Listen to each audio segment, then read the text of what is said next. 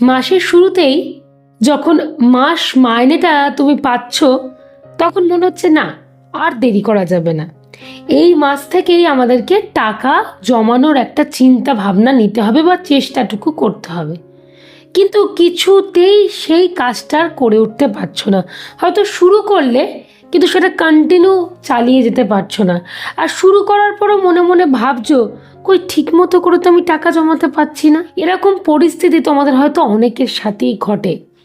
আমার আজকে আলোচনার বিষয়বস্তু হচ্ছে এইটাই, যে তোমরা কিভাবে কিছু গোপন টিপস অ্যাপ্লাই করার মাধ্যমে টাকা কিন্তু জমাতে পারবে। বাড়তি কথা না বলে আমি আমার আজকের আলোচনাটি শুরু করে দিচ্ছি। প্রথম tips, before the next day. তোমাকে সব সময়ের জন্য কালকে তোমার কি খরচা, এটাকে আজকে চিন্তা ভাবনা করে নিতে হবে। আমরা অনেক সময় কি ভাবি বলো তো, আমরা ভাবি দিনের খরচার কথা আমরা চিন্তা করব। আজকে থেকে আগাম চিন্তা করে এমন কি ভালো কাজ হবে, কিন্তু না, তোমাকে চিন্তা করতে হবে কালকে তোমার কি খরচা, সেই অনুযায়ী টাকাটাকে আলাদা করে সরিয়ে রেখে দেবো। আচ্ছা, আমি উদাহরণের সাহায্যে বোঝাচ্ছি যে কি কি খরচা সাধারণত হয়ে থাকে। প্রথমত হচ্ছে কি খাওয়া দাওয়ার একটা খরচা।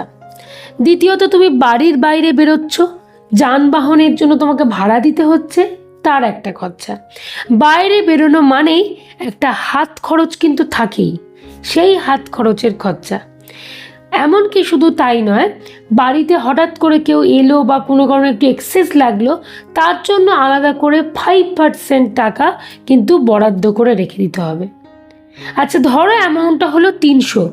এই 300-র মধ্যে কিন্তু সব কিছু বর্তাবে, মানে তোমার খাওয়া খরচা, হাত খরচ, যানবাহন খরচ, এমনকি ওই 5% সবটাই কিন্তু এই অ্যামাউন্টটার মধ্যে থাকবে।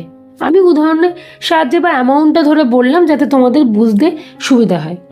এবারে যে পার ডে তুমি 5% করে আলাদা করে রেখে দিচ্ছ, তোমার তো এটা রোজগারের খরচা হচ্ছে না, এইটাই কিন্তু তোমার মূল সঞ্চয় হয়ে যাচ্ছে। এবং কোনো কারণে দেখা গেল বাড়িতে হঠাৎ করে গেস্ট এসে হাজির, তো তখন তুমি কি করবে? তুমি তো আগের দিন একটা প্ল্যান করে রেখেছো যে আমার কালকে এই খরচা হবে। গেস্ট তো ওরমভাবে আসবে না, হঠাৎ করে চলে এলো, তখন তোমার মাথায় একটা চিন্তা আসবে যে তাহলে কি করব, আমি তো একটা টাকা বরাদ্দ করে রেখেছি বা একটা খরচাকে বরাদ্দ করে রেখেছি, এটা কোথায় পাবো?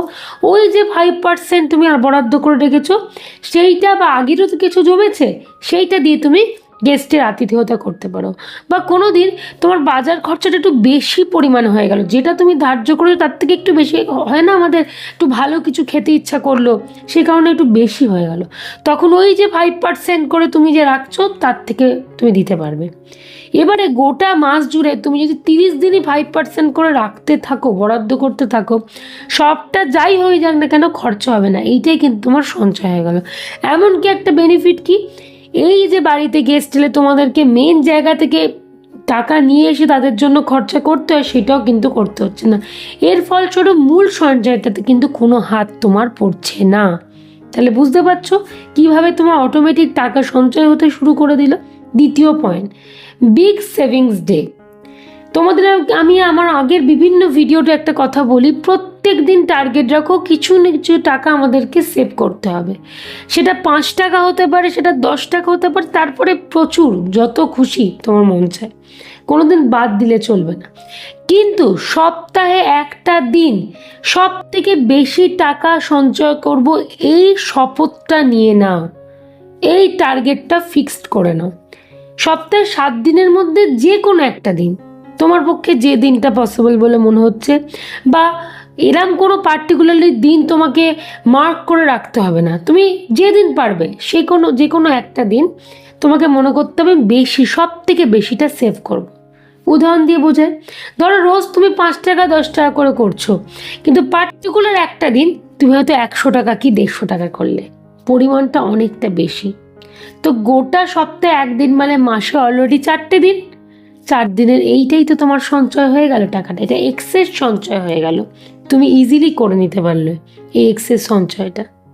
আচ্ছা, 3 নম্বর পয়েন্ট, এমার্জেন্সি ডে। আচ্ছা, এমার্জেন্সি বলতে আমরা কি বুঝি?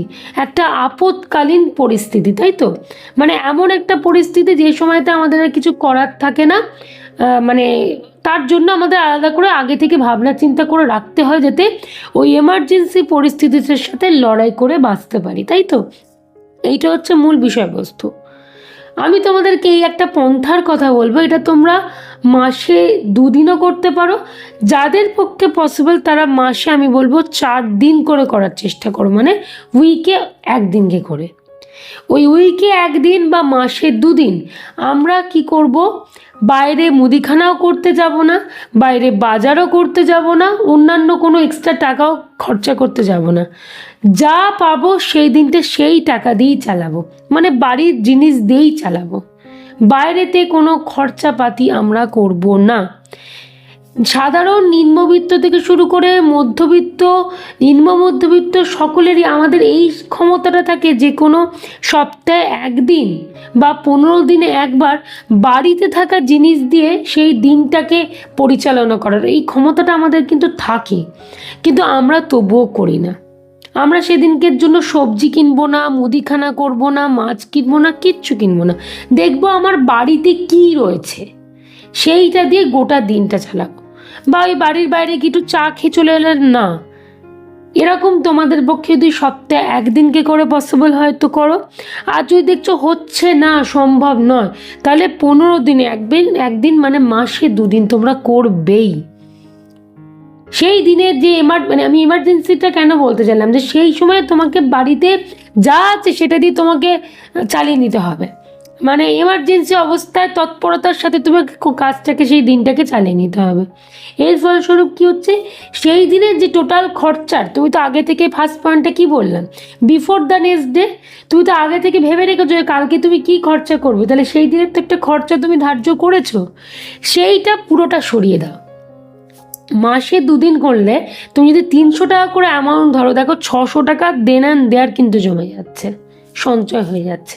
তাহলে সহজ 3টে প্ল্যান তোমাদের দিতে পারলাম কিভাবে তোমরা টাকা জমাতে পারবে। যারা হাজারটা চিন্তা করছো যে না আমি পাচ্ছি না, আমি কিছুতেই বুঝে উঠতে পারছি না, হাতে মাইনে পাওয়ার পর আর কিছুতে বুঝতেই পারছি না কী করে টাকা জমাবো, এইটাই কিন্তু 3টে যে পদ্ধতির কথা বললাম এটা কিন্তু ভীষণ ভালো 3টে পদ্ধতি। তাই একদম দেরি নয়, আজকে থেকে ট্রাই করতে শুরু করে দাও।